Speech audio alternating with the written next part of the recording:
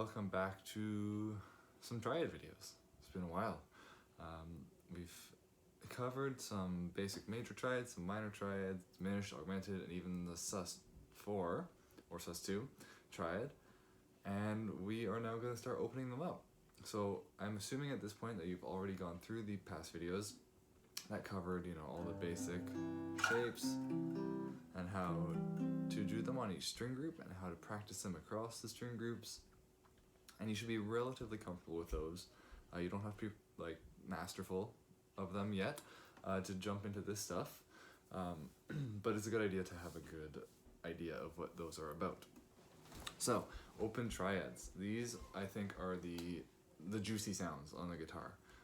So an open triad, what it is basically, we've talked about the 1, the 3, and the 5 of a scale that create the basic triad.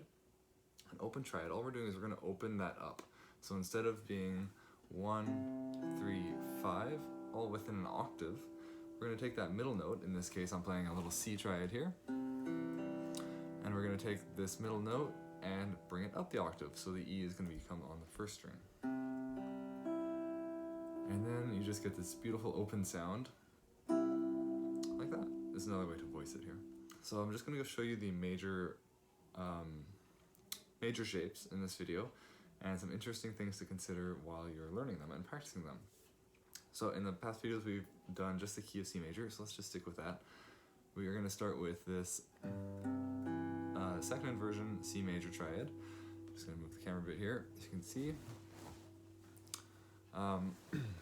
So all we're going to do is take that middle note, bring it up an octave, so now we have the C on the top, on the second string, on that first fret. If we take this through the inversions, we take the middle note up, go up one more, taking the middle note up, look at this 12, 10, 12 thing. So again, the voicing I used in that case were 3 on string 6, 2 on string 4, 1 on string 2. I used on the second one, this would be a root position because we have the C in the bass, 8 on string 6, 5 on string 4, and I bar to get the 5 on string 2. You could also do it with your third finger if you want to keep your pinky free. And then the last one I did was 12, 10, 12. So string 6, fret 12, string 4, fret 10, and string 3, fret 12. So those, in my opinion, are the juiciest as well because they have the interval of a 6th or a 5th in the bottom notes, and it just creates a nice fat sound, which is quite nice. All right, so something interesting with these. Now that we are spaced out across the strings, we have some more options for how to voice them. So with this first one, we could take this top note, the C, and move it to string 3, fret 5. So now we have, same notes. We can also, from here, if we wanted to, take the second fret on string 4, move it up here to string 5, fret 7. Alright, so we have 3 different ways to play that chord. That might seem like a bit of a pain in the butt, a bit of a hassle to have to learn 3 versions of one chord, but it comes in handy later on when you're starting to play other notes within those chords or create voice leading. You have choices for what fingers you're going to use depending on where you are in your voice leading. So each one can do that. So we had our 8, 5, 5. We can make this into 8, 5, 9 on string 3.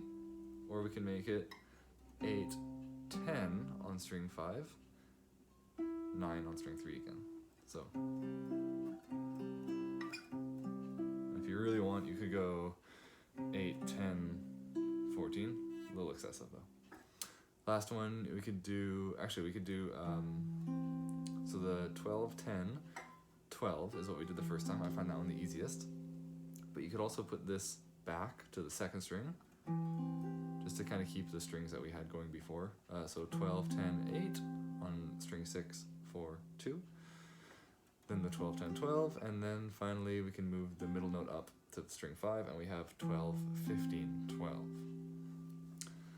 So how to practice those? I would say pick one of them to start with. So if we pick the string 6, string 4, string 2, go up the strings, up the frets, using only those strings. So keep your voicings on those strings.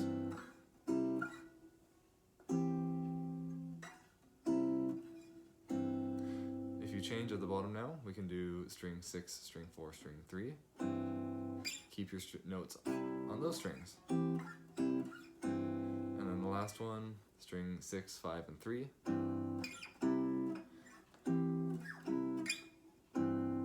Like so. So that's going to be true as well if you're doing the voicings starting on string 5. So if we have C, G, E, so I'm just hitting the open string G and open string E, we can keep those strings and do the same thing. So the voicings are going to be quite similar to the other ones here, just in a different order.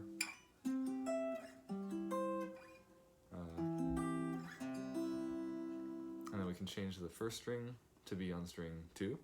And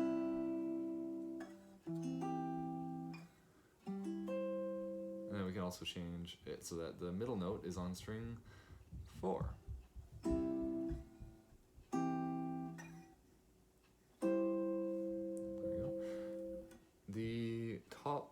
So if we start on string 4,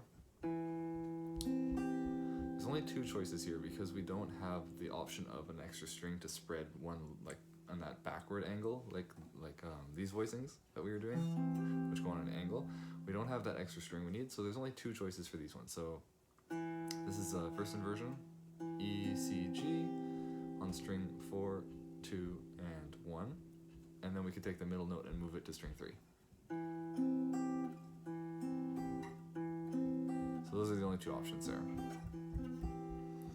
Same thing though, you can practice keeping those strings and going out the inversions, and then switching to the other string group. And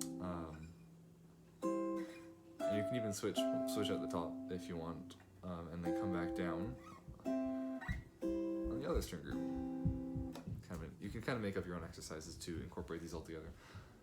Of course, you want to do exercise 1 and 2 like we talked about a long time ago, where you're wanting to go up and down each key, staying on the same strings, and then going across the string groups. So this is where it gets kind of fun. Oh, there's also one lower. We can use the open E string, I forgot, on the C triad, because now we're spaced out enough. We don't run into that problem where there are 2 notes on the same string. So.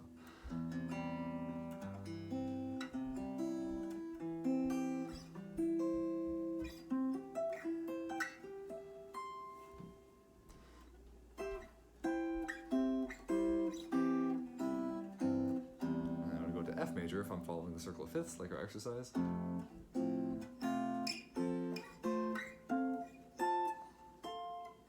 then I could even switch at the top to the next key, so B flat major.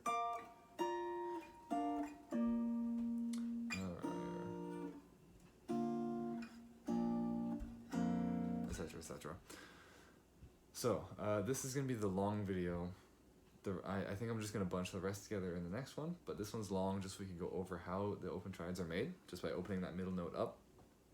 So if it was unclear, like if I went too quickly through the open triads, I strongly encourage you to figure them out yourself, as that's what I had to do in the beginning. So you have if you know your basic closed triads, you should be able to do it pretty easily. You just take that middle note like we talked about and move it up an octave, and you'll discover these 3 ways to voice it, and then if you do it yourself, you'll probably memorize it a little better too.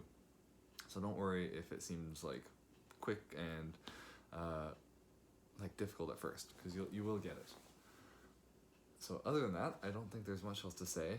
I'm going to just quickly go over the minor, diminished, augmented, and sus shapes in one more video, so I'm not going to spread them all out again, because by this point I think you should kind of get how this goes. And then we'll talk about one final, like, all encompassing exercise we can work on once we know all of them. So we'll see you in those next videos. Happy practicing.